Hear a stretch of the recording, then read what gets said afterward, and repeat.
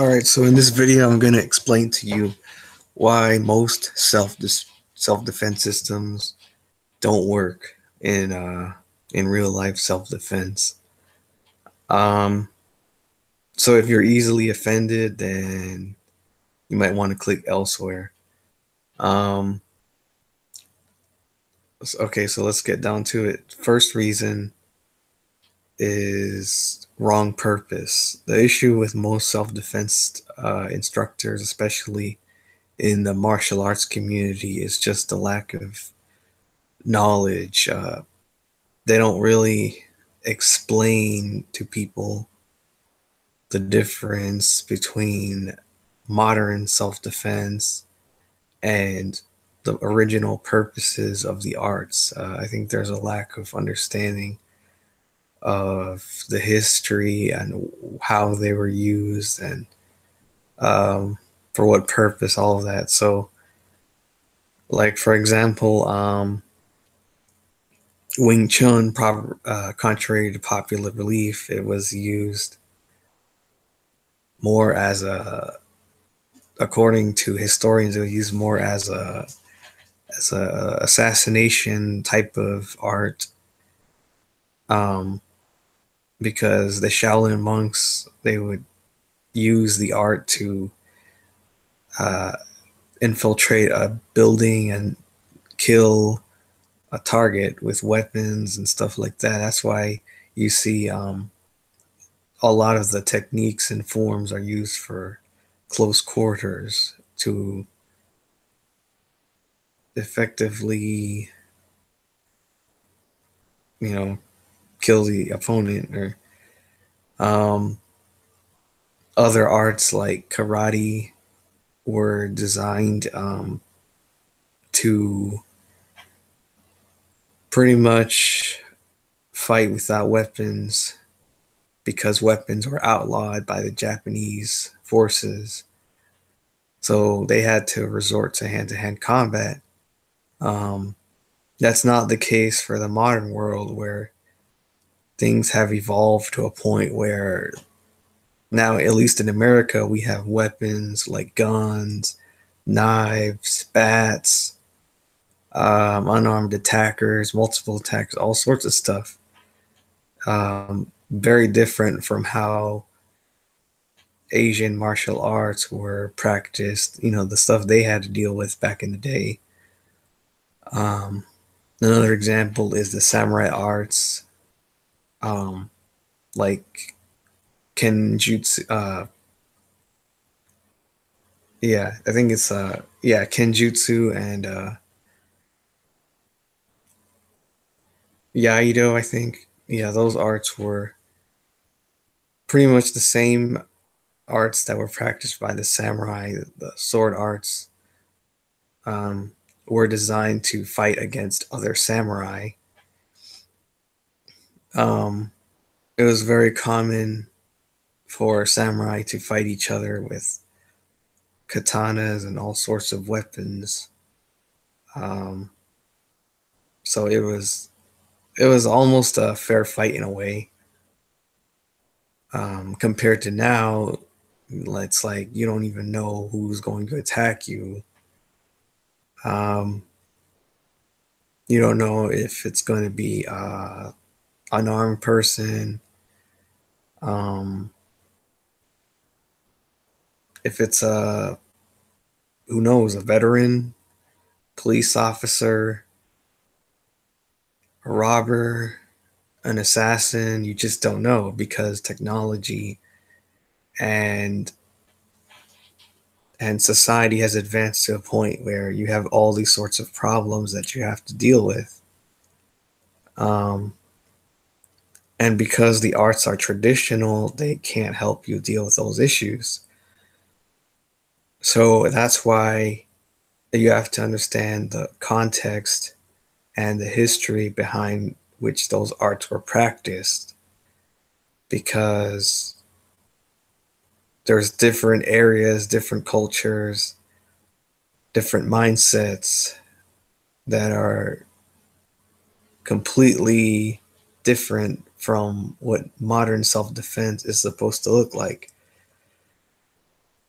So that's the main issue I have with most self-defense systems is they think that they can just apply fighting systems of the past and think that they still work for modern day self-defense, not realizing the historical context and the historical um, setting of which the arts worked. Um, so yeah, that's my main issue with it. Next issue I have with it is the forms.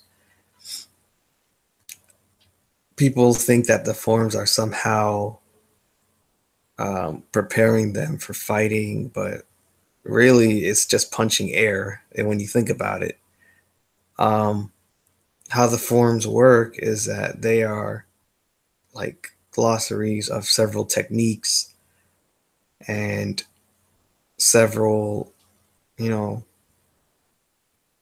um, sequences and stuff like that. But unless you're actually putting it in a proper context, then you're wasting your time. You're just moving your arms around and legs around and not knowing what each technique is good for. I mean, some people say that you could practice it. It's essential for practice because you're practicing your form and structure and all that, and that's great. But it's not. It's more static than live. Like you could easily practice your form during sparring or drills, stuff like that. So, um, and I mean, to top it off, we're living in a new era. We're living in an era where technology has advanced to a point where we don't need to memorize forms anymore. We have videos, we have books, we have a lot of stuff to record um, techniques and whatnot. So to me, forms are a waste of time, even though I guess it's appealing to if you're a person looking for art. But other than that, if you're looking for self-defense, you need a more practical approach um, because real combat is not static, it's fluid. Um, which brings me to my next point of the static, unrealistic techniques. There's a reason why I don't teach techniques online because anybody can get in front of a camera and choreograph stuff. And if you practice long enough, you can make anything work. Um, and this is the problem with most self-defense systems today is they spend all these hours, practicing static techniques and teaching you how to block a punch, how to catch a punch, how to do an arm lock, how to do this, how to do that. And it's not really fighting. It's not really combat training. It's a choreographed demonstration. Um, so I don't want to mislead people by posting those types of videos. I don't want to give people the impression that there's one size fits all solution, um, or that they can just block a punch, just like exactly as performed when that's not really true. Because in reality, um, you don't know how you're going to be attacked. You can have an idea, but that doesn't mean that every person is going to attack you the same way. Um, and oftentimes people attack you differently. I'm going to attack you differently. Um, somebody else will, somebody else. So you don't really know. And the reason why people teach those unrealistic techniques is because they look good. They look flashy. It gives people confidence that they can do it themselves. Um, it just it's like Hollywood. I mean, if you see people doing it in the dojos and whatever, you're gonna want to do it too. So that's why they teach them.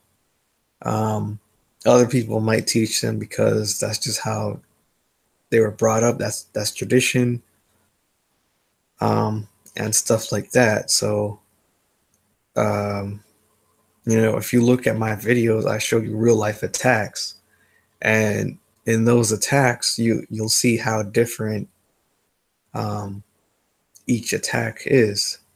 It's not always the same, so because not many people know about martial arts. I mean, your average street attacker is not going to know martial arts, most likely. So, why would I teach you a 1, 2, 3 step technique? It makes no sense. Um, if you want to learn techniques from me, then I can give you lessons for that. But other than that, I mean, I don't want to give false confidence in regards to doing a move here, doing a move there, and blah blah blah blah. So that's my issue with most self-defense systems. Um, Another issue is unrealistic sparring. I don't like it when martial artists uh, they claim to teach self-defense or train for it, and then when you look at their sparring sessions, they start by bowing and shaking hands, and then they go right into sparring and no, you know, put rules like no hitting below the belt and whatnot. And then when they're done, they bow again and show respect and they leave, and that's that. That's not self defense. That's fighting. There's a difference between real self defense and just sparring for the heck of it. I mean, in real self defense, your attacker is going to attack you. Um, a fight is when two people agree to mutual combat. Huge difference. In sparring, both people are keeping their distance, practicing their techniques, maybe strategizing here and there, um, and respecting each other. In a street situation, there's no rules. Anything goes. You don't know how your attacker's gonna attack. You don't know when. You don't know if he's got friends, if he's got weapons. You just don't know. Um, Another thing is that your attacker might want to rob you, rape you, kill you. You don't know. Um, and that's what a lot of self-defense systems don't train for. They don't train to deal with that level of violence. They only train for what their masters taught them or what they learned from traditional martial arts. They don't see the reality of violence and how it actually works. Um, and if you look at tons of my videos, you see that real life attacks happen out of nowhere. You could be sleeping in your room at night, and then all of a sudden somebody comes in and starts stabbing you in your sleep. What are you gonna do then? You're gonna do some flashy block or kick or something? Like, it's not realistic. Um, so um, that's pretty much my issue with it. Um, and especially the gear. The gear is what gets to me because in a real life or death situation, you're not going to have protection. You're not going to have gloves. You're not going to have paddings. None of that. Um, it's pure concrete. It's pure bare knuckles,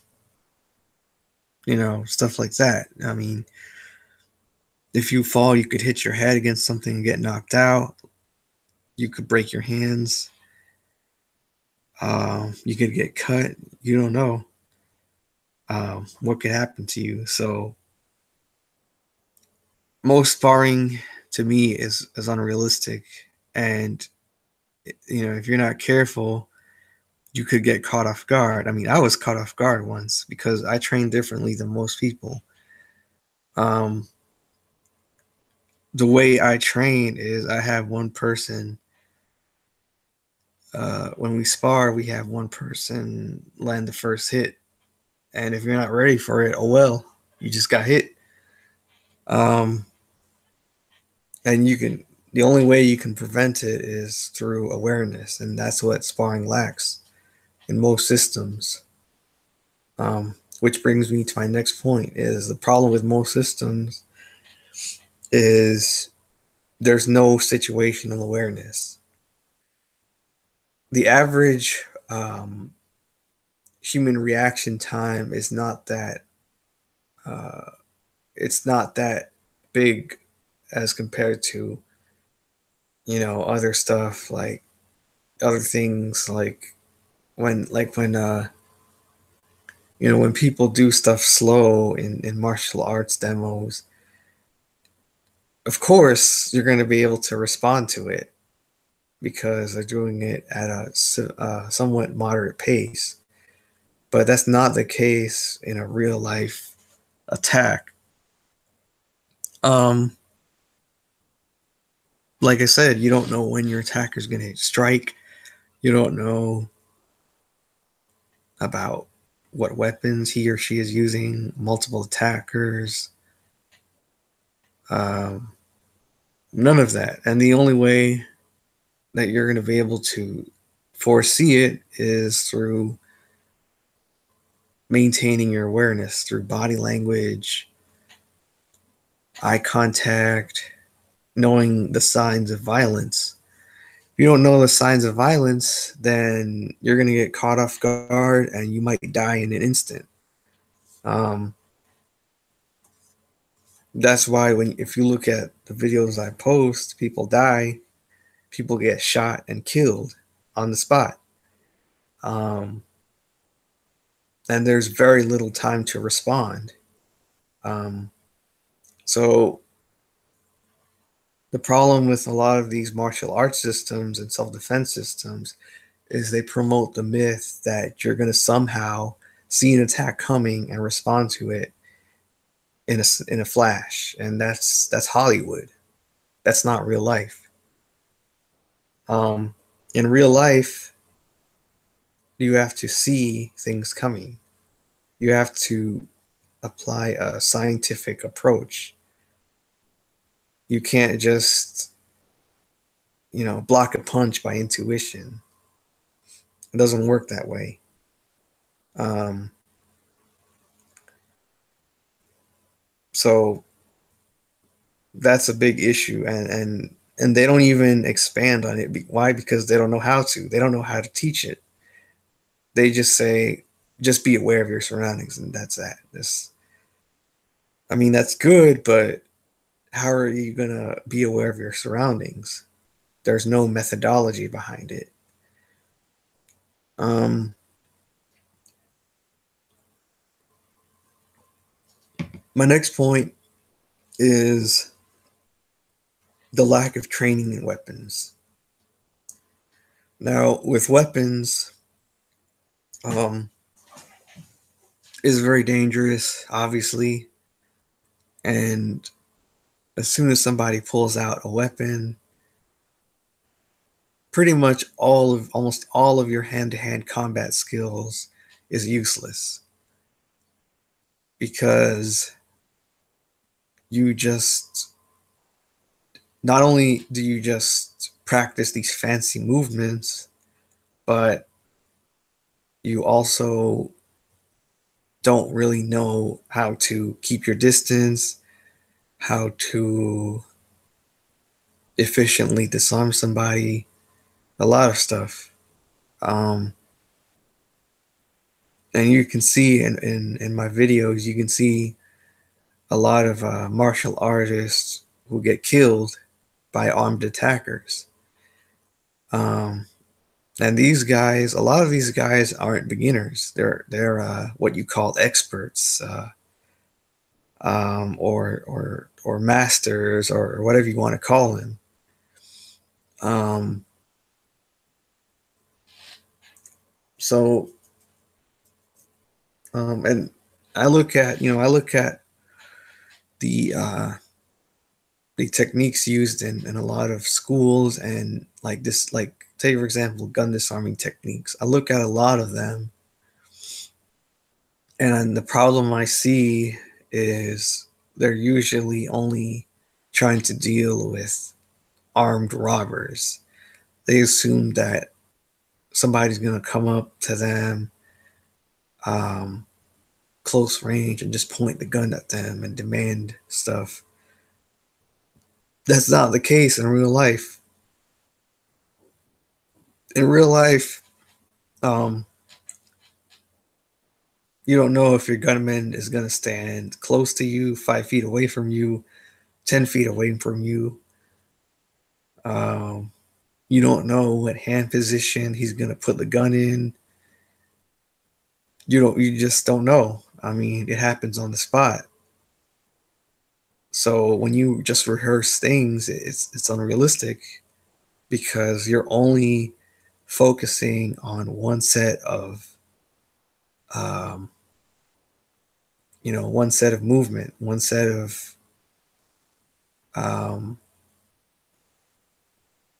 one set of choreographed sequences.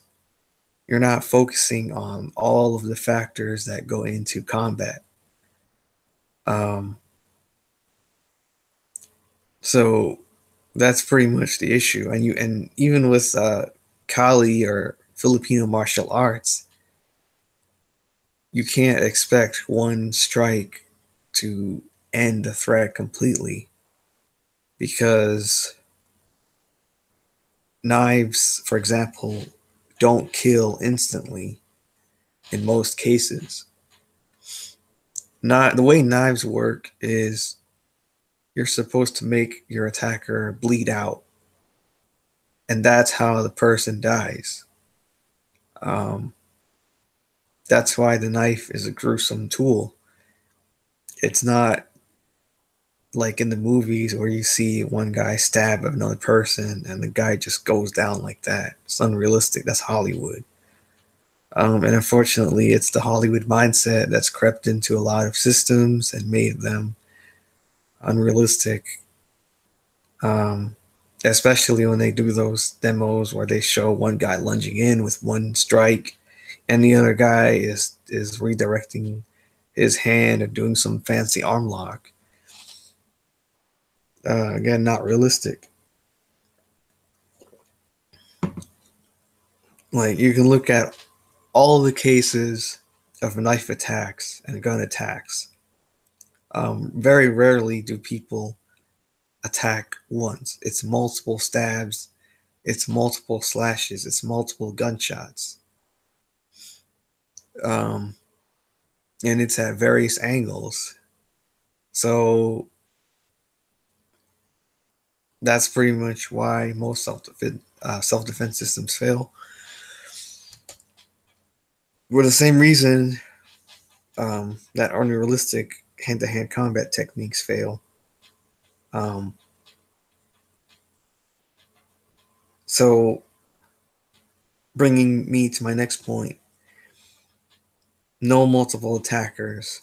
In a lot of systems that I've seen, um, you'll see these guys. It's like a normal sparring match, but with multiple attackers. You'll see them bow, and then they fight, or you'll have some systems that teach um, You know, they'll have two guys sparring, and then they'll have another guy come in, and then another guy, and another guy. Again, pre-rehearsed, not realistic. In a real life situation, you're going to have multiple guys coming at you if they can. Granted, there are some guys who will come in one by one, but it's nothing like you see in the dojo. Um, and it's not, again, they're not trained like you are. They don't use the same techniques as you do. Um, I saw somebody get jumped when I was still in school. Like, two guys came up on him and he tried swinging. The guy moved back to evade the punch, and then they just punched him in the ribs, punched him in the face, and he went down quick. They could just stomped on him and beat him up real bad. So that's another issue I have with it is you got these so-called multiple attacker scenarios where each they're doing their flashy moves and they're somehow beating compliant multiple attackers, and that's not real self-defense. That's choreography. Um, Multiple attackers can greatly render your hand-to-hand combat skills useless. Um, and last but not least is the lack of stress inoculation. Stress inoculation is the process of inducing stress and some therapy for stress management, because stress plays such an important part in combat. When you go into your flight or fight or flight response, stress affects the brain. Stress causes you to lose um, complex motor skills. Stress pretty much reduces your skills to gross motor skills. In other words, basic skills, basic techniques. Um,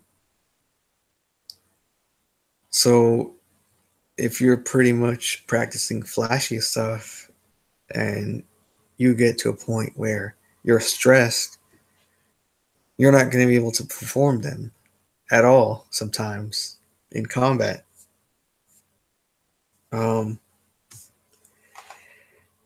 and that could be a big issue. Sometimes you won't be able to perform anything because stress might cause you to completely freeze up. And if you freeze up, then that could mean death right there,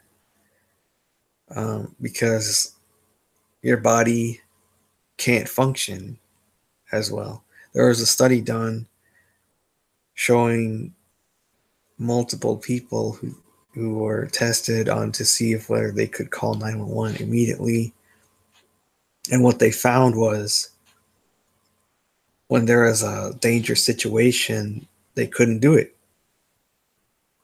Why? Because of stress. Um, so that's just the issue with a lot of self-defense systems, is they don't take stress into account. And stress is more than just fighting. It's more than just throwing punches, um, sparring, all of that. It's a it's a systematic approach to effective combat training. If you expose yourself to stress in training systematically, then you'll gradually learn how to manage it in combat, and you'll retain the skills that you've learned.